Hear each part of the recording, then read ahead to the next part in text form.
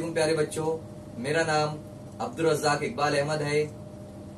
बुरहन मुंबई महानगर पालिका के वीटीसी क्लास में मैं आपका इस्तकबाल करता हूँ, खैर मकदम करता हूँ। आइए हम आज अपने लेसन की तरफ बढ़ते हैं। अस्सलामु अलैकुम बच्चों, आज हम जमात हफ्तुम का मज़मून शहरियत का सबक नंबर 4 जिसका नाम है बुनियादी हुकूक हिस्सा अव्वल, इस सबक को आज हम लोग देखेंगे। इस सबक में हमारे बुनियादी हुकूक के बारे में मालूमात दी गई है। आइए हम अपने सबक की तरफ बढ़ते हैं। बच्चों, यहाँ पर हम सबसे पहले हक यानी क्या, हुकूक किसे कहते हैं, ये पहले समझेंगे हम लोग। तो खुद की और पूरे समाज की तरक्की के लिए साजगार माहौल और कुछ मुतालबात करना और इनको हासिल करने के लिए इसरार करने से मुराद हक मांगना होता है ना। हमारी तरक्की हो, समाज की तरक्की हो, इसके लिए हम कुछ मुतालबात करते हैं। हम ये मुतालबात हमारे हुकूक हासिल करने के लिए करते हैं, तो इन्हें ही जो है तो हमारे हुकूक कहते हैं। आप बच्चों के हुकूक के बारे में जानते ही हैं, क्या आप इनके 2 अहम हुकूक बता सकते हैं, है ना। पहला यहाँ पर दिया हुआ है, हम ख्वातीन के हुकूक, आदिवासियों के हुकूक, किसानों के हुकूक जैसे अल्फाज से भी वाकिफ़ है। यानी ये अल्फाज आप लोगों ने सुने होंगे कि बच्चों के हुकूक होते हैं, ख्वातीन के यानी औरतों के हुकूक होते हैं, आदिवासियों के हुकूक होते हैं, किसान जो होते हैं खेती बाड़ी के काम करते हैं उनके हुकूक होते हैं। इन हुकूक के बारे में हम सबके सामने कुछ सवालात पैदा होते हैं, है ना। हम सबके सामने कुछ सवालात इनके मुतालिक पैदा होते हैं। हुकूक का इस्तेमाल क्या होता है, ये हुकूक कौन देता है, क्या हुकूक ख़त्म किए जा सकते हैं, अगर ऐसा हुआ तो इनके खिलाफ हम कहाँ से इंसाफ हासिल किया जा सकता है, हम इंसाफ कहाँ से हासिल कर सकते हैं। ये तमाम बातें हमारे सामने, ये तमाम सवालात हमारे सामने आते हैं।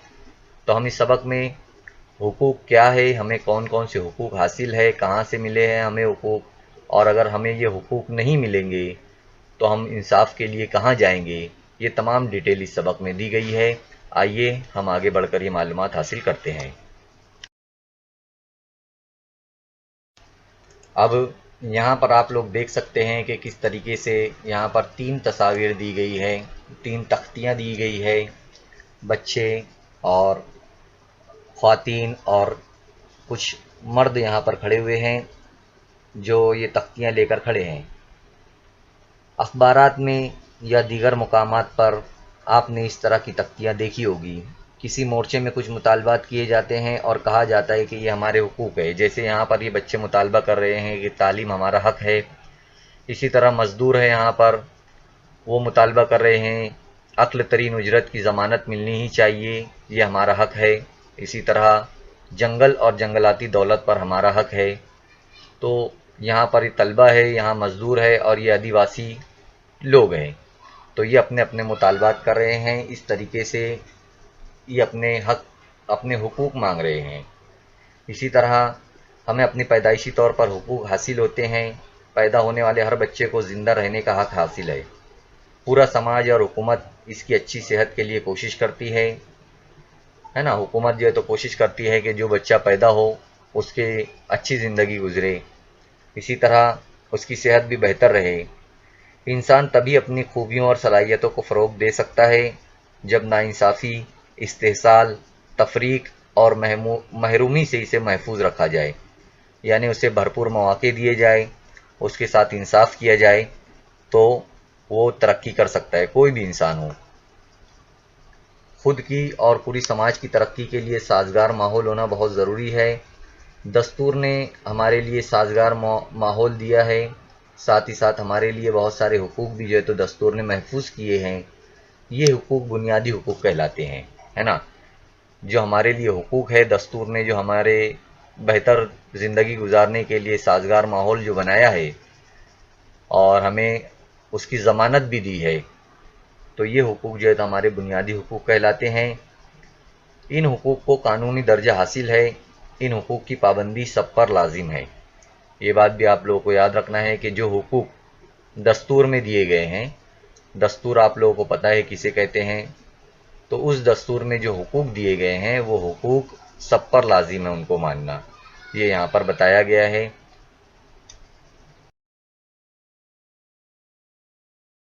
ساتھ ہی ساتھ یہاں پر یہ بتایا گیا ہے کہ خود کی اور پورے سماج کی ترقی کے لیے سازگار ماحول اور کچھ مطالبات کرنا اور ان کو حاصل کرنے کے لیے اصرار کرنے سے مراد حق مانگنا ہے نا، خود کی اور سماج کی ترقی کے لیے۔ ہم جہاں پر رہتے ہیں، جس سماج میں رہتے ہیں ہم لوگ، تو وہاں کی ترقی اور خود کی بھی ترقی ہو، اس کے لیے جو ہے تو دستور میں بہت سارے حقوق ہمارے ہیں، بہت سارے قوانین بنائے گئے ہیں، تو ان حقوق کو حاصل کرنا، ان حقوق کو حاصل کرنے کے لیے مطالبات کرنا، اصرار کرنا، یعنی کہ ہمارے حق مانگنا ہوتا ہے۔ تو ہم لوگ اپنے حقوق کو جو ہے تو مانگتے ہیں اگر ہمیں حقوق نہیں ملتے ہیں تو، یہ بات ہمیں یاد رکھنا ہے۔ اب یہاں پر آپ لوگوں کے سامنے لکھا ہوا ہے کہ تصور کیجئے اور لکھیے، ہے نا، اور تصاویر بھی یہاں پر دی گئی ہے۔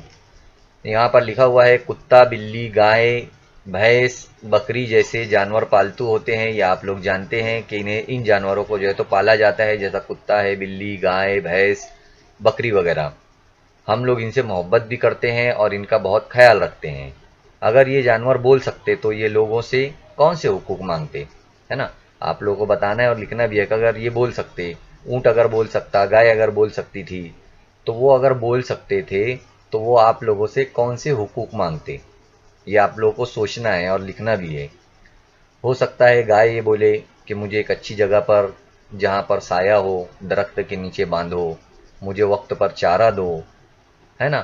ایسے ہی کتا بول سکتا تھا کہ مجھے جو ہے تو آزاد کر دو، میں گھر کے باہر بیٹھوں گا، اس کے بار بار باندھ کر نہ رکھو۔ ایسے بہت ساری، بکری بھی کچھ بھی بول سکتی تھی اس کے حساب سے۔ تو یہ لوگ اپنے حقوق مانگ سکتے تھے کہ انہیں وقت پر کھانا دیا جائے، چارہ دیا جائے، ان کی صحت کا خیال رکھا جائے، یہ بھی اپنے حقوق مانگ سکتے تھے۔ تو یہ سب آپ لوگوں کو لکھنا ہے کہ وہ لوگ آپ لوگوں سے کیا مانگ سکتے تھے اپنے حقوق میں۔ اب ہم یہاں پر دیکھیں گے کہ دستور میں درج ہمارے حقوق، ہے نا، دستور میں ہمارے بہت سارے حقوق درج ہے، لکھے گئے ہیں۔ جیسے یہاں پر ہم لوگ دیکھتے ہیں، پہلا مساوات کا حق۔ مساوات کا مطلب ہوتا ہے برابری، ہے نا۔ مساوات کے حق میں اپنے شہریوں سے اعلیٰ ادنا، اونچ نیچ، مرد زن جیسی تفریق نہیں کر سکتی۔ حکومت جو ہے تو اونچ نیچ نہیں کر سکتی مذہب کی بنیاد پر، ذات کی بنیاد پر، بلکہ سب کو جو ہے تو حکومت برابر دیکھتی ہے، چاہے وہ مرد ہو، عورت ہو، کسی بھی ذات سے اس کا تعلق ہو۔ بہت سے قوانین ایسے ہیں جو ہمیں تحفظ فراہم کرتے ہیں۔ دستور میں بہت ساری باتیں ایسی ہیں، قوانین ایسے لکھے ہیں جو ہمیں تحفظ دیتے ہیں، اور جیسے بغیر تفتیش کیے ہوئے کسی کو بھی جو ہے تو گرفتار نہیں کیا جا سکتا، یعنی بغیر وجہ کے کسی کو گرفتار نہیں کیا جا سکتا۔ ایسے تحفظ فراہم کرتے وقت بھی حکومت تفریق نہیں کر سکتی۔ ایسا نہیں ہے کہ کوئی بھی ذات کا ہو تو اسے تحفظ دیا جائے گا، باقی لوگوں کو کبھی بھی گرفتار کیا جا سکتا، ایسا نہیں ہوتا ہے۔ مساوات کے حق میں کون کون سی باتیں شامل ہے؟ جیسے سرکاری ملازمت دیتے ہوئے حکومت شہریوں کے ساتھ ذات، مذہب، جنس اور جائے پیدائش وغیرہ کی بنیاد پر تفریق نہیں کر سکتی۔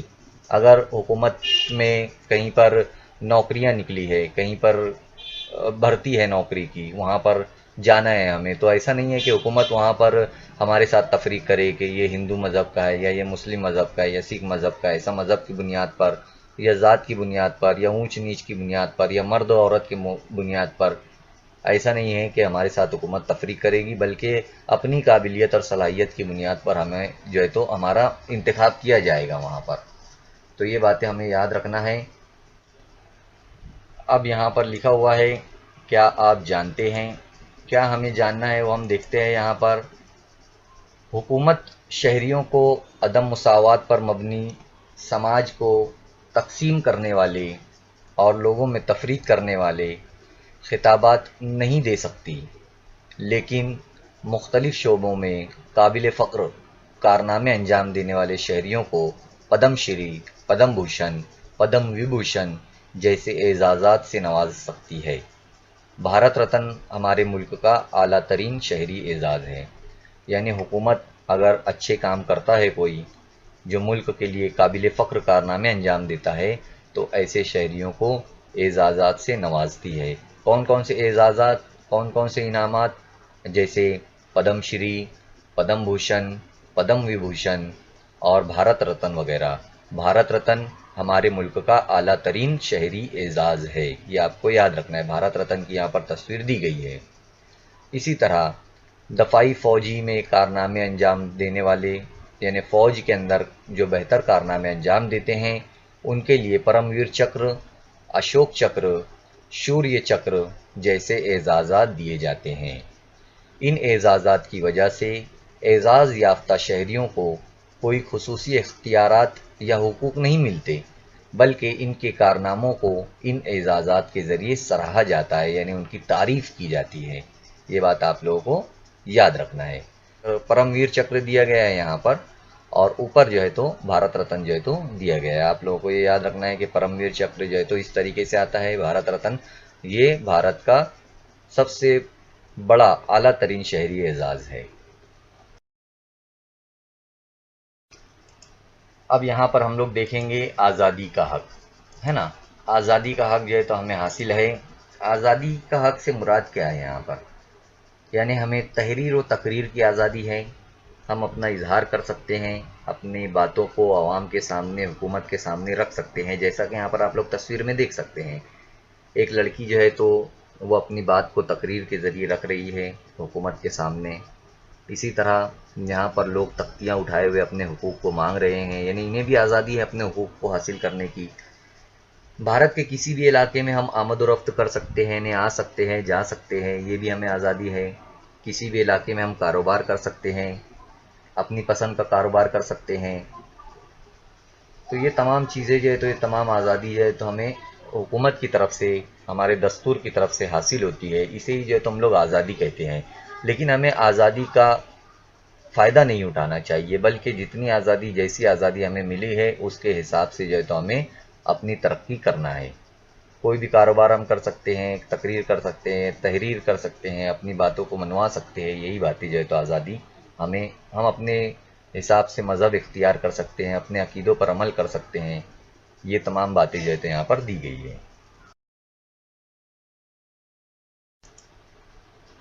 اب یہاں پر ہمارے سامنے 3 کام دیے گئے ہیں، الف، بے اور جیم، اور یہ کام کون سی آزادی سے متعلق ہے ہمیں جو ہے تو یہ دیکھنا ہے۔ پہلا کام یہاں پر دیا ہوا ہے الف میں، آدی واسیوں کے مسائل حل کرنے کے لیے آدی واسی تعاون منچ قائم کیا۔ یعنی کسی نے آدی واسیوں کے مسائل کے لیے، ان کو حل کرنے کے لیے آدی واسی تعاون منچ قائم کیا، تو یہ کون سی آزادی ہوئی وہ آپ کو یہ بتانا ہے۔ دوسرا ہے اپنے والد کی بیکری کے کاروبار کو گوا سے مہاراشٹر لانے کا فیصلہ کیا، یہ کون سی آزادی ہوئی۔ اور تیسرا ہے حکومت کی ٹیکس سے متعلق نئی پالیسیوں میں خامیوں سے آگاہ کروایا۔ اس تعلق سے اس نے ایک مضمون لکھ کر اخبار میں روانہ کیا۔ تو جو بھی آزادی ہمیں ملی ہے، جیسے ادارے قائم کرنے کی آزادی ہے، تو پہلے والا جو ہے آدی واسیوں کے مسائل کو حل کرنے کے لیے آدی واسی منچ قائم کیا، یعنی جو آزادی ہمیں حکومت نے دی ہے ادارے اور تنظیمیں قائم کرنے کی، تو اس آزادی کا یہاں پر فائدہ حاصل کیا گیا ہے۔ اس آزادی کے لیے، اس آزادی کے حساب سے ہی جو ہے تو یہ منچ قائم کیا گیا۔ اگر ہمیں وہ آزادی نہیں ملتی تو ہم آدی واسیوں کے مسائل کے حل کے لیے آدی واسی تعاون منچ قائم نہیں کرتے۔ دوسرا ہے بیکری کے کاروبار کو گوا سے مہاراشٹر لانے کا فیصلہ، یعنی وہ آزادی کہ ہم کہیں پر بھی اپنا کاروبار کر سکتے ہیں، اس آزادی کا فائدہ حاصل کرتے ہوئے یہاں پر والد کی بیکری کو گوا سے مہاراشٹر لایا جا رہا ہے۔ اگر وہ آزادی ہمیں حاصل نہیں ہوتی تو ہم گوا سے مہاراشٹر بیکری نہیں لا سکتے تھے۔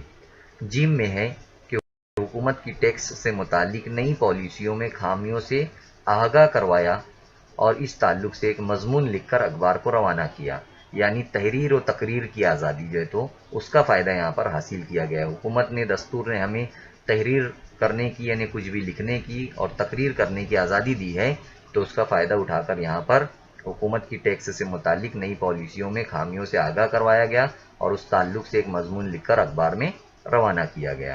تو یہ ہمیں آزادی ملی تھی، اس لیے ہم نے یہ کام کیا ہے۔ تو یہاں پر 3 قسم کی آزادی کا جو ہے تو فائدہ حاصل کیا گیا ہے.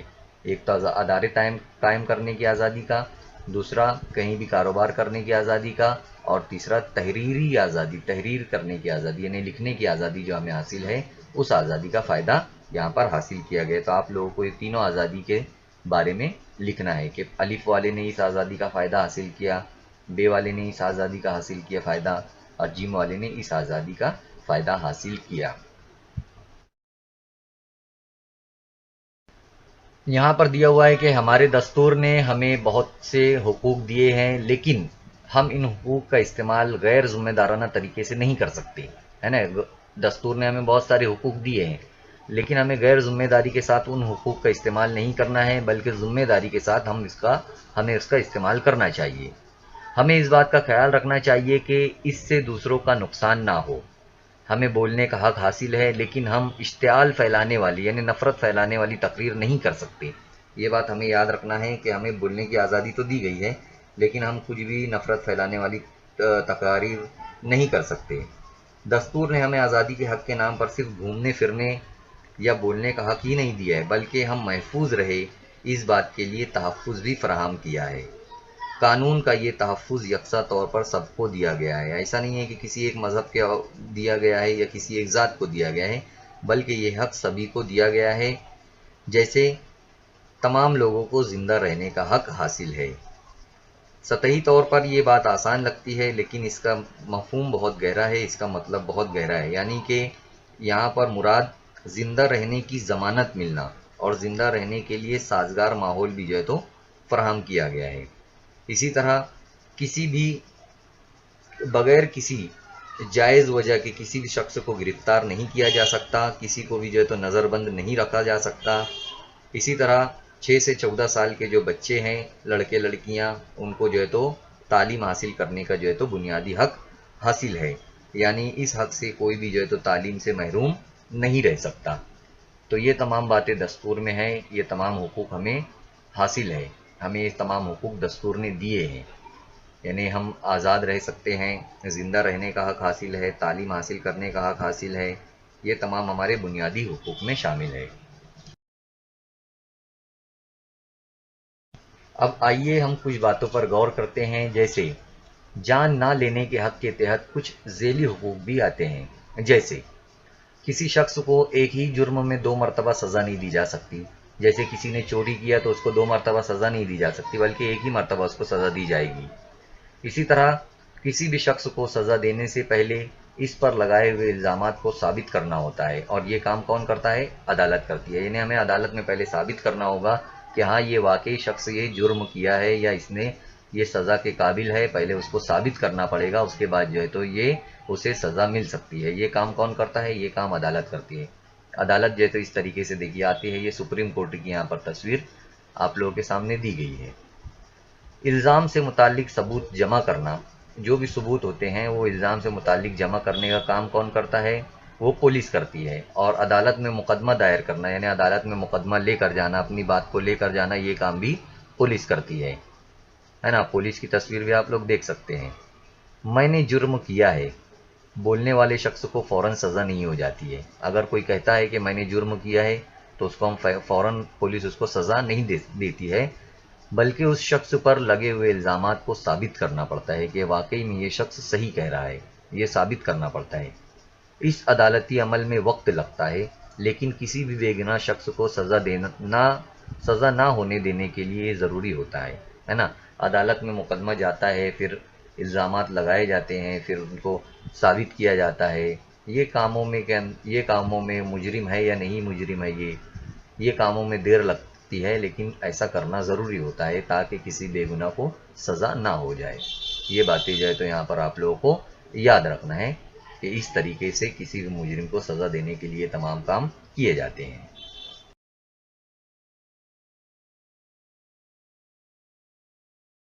اب ہم یہاں پر دیکھیں گے استحصال کی مخالفت کا حق. استحصال کسے کہتے ہیں اور اس کی مخالفت کا حق یعنی کیا؟ استحصال روکنے کے لیے استحصال کا شکار نہ ہونے دینے اور اپنا استحصال نہ ہونے دینے کا حق یعنی استحصال کی مخالفت کا حق. یعنی ہماری کوئی بے عزتی نہ کرے، ہماری محنت سے کم ہمیں کوئی پیسہ نہ دے، اس سے اپنے آپ کو بچانا، یعنی استحصال سے اپنے آپ کو بچانا، یہ بات ہوتی ہے.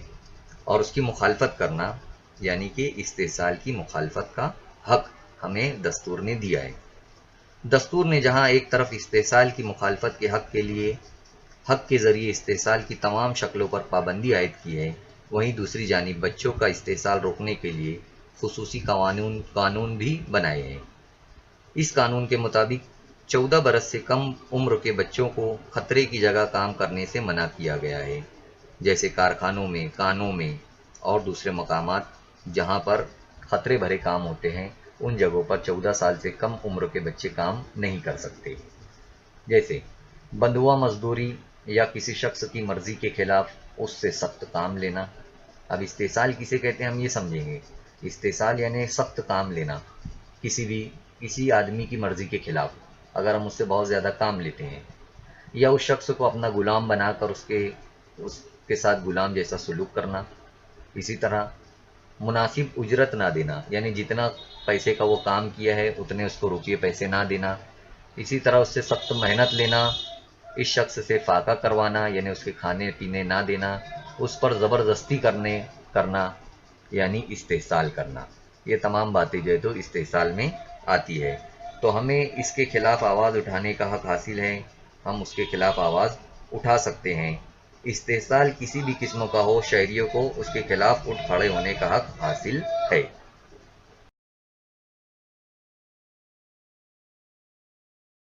استحصال کو روکنے اور ہر شخص کو اپنی آزادی سے فائدہ اٹھانے کے لیے حکومت نے قانون بنائے ہیں. یہاں کچھ قوانین کا ذکر کیا گیا ہے. ایسے مزید قوانین کون سے ہیں، تلاش کر کے ان پر بحث کرنا ہے. جیسے اقل ترین اجرت کا قانون، کارخانوں میں کام کرنے کے اوقات، آرام کا وقفہ وغیرہ کے تعلق سے قانون.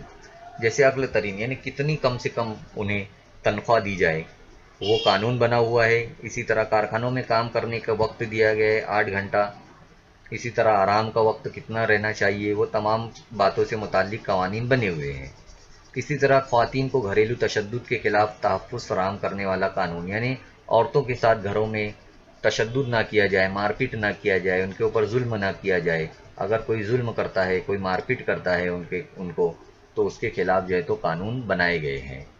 تو یہ بات، اور بھی کون کون سے قوانین بنائے گئے ہیں اس طریقے سے استحصال کو روکنے کے لیے، یہ آپ لوگوں کو ان قوانین کے بارے میں لکھنا ہے، اور بھی زیادہ مزید آپ لوگوں کو معلومات یہاں پر حاصل کرنا ہے. اور ہم نے بھارت کے دستور میں دیے ہوئے مساوات، آزادی اور استحصال، یہ تمام باتوں کے بارے میں ابھی دیکھے. ہم نے مساوات کے بارے میں دیکھے کہ حکومت کی نظر میں، دستور کی نظر میں کوئی بھی شخص جو ہے تو اونچا نیچا یا کوئی بھی ذات کا ہو، سب کے ساتھ حکومت برابر کا سلوک کرتی ہے. دستور میں یہ سب لکھا ہوا ہے. اسی طرح ہمیں بولنے کی آزادی، تحریری آزادی، تقریر کی آزادی اور کہیں بھی کاروبار کرنے کی آزادی حاصل ہے. ہم نے یہ دیکھا. پھر کون کون سے استحصال ہمارے ساتھ ہوتے ہیں اور ان کے خلاف ہم کس طریقے سے آواز اٹھا سکتے ہیں، یہ ہم نے دیکھا. تو یہ تمام معلومات جو ہے تو اس سبق میں آپ لوگوں نے حاصل کی ہے. امید کرتا ہوں کہ آپ لوگوں کو یہ تمام معلومات یہاں پر جو آپ لوگوں کو دی گئی ہے وہ سمجھ میں آئی ہوگی. انشاءاللہ تعالی نیکسٹ ویڈیو میں ہم پھر ملیں گے. اللہ حافظ. امید کرتا ہوں کہ آپ لوگوں کو جو کچھ سبق میں سمجھایا گیا ہے وہ تمام چیزیں سمجھ میں آ گئی ہوگی.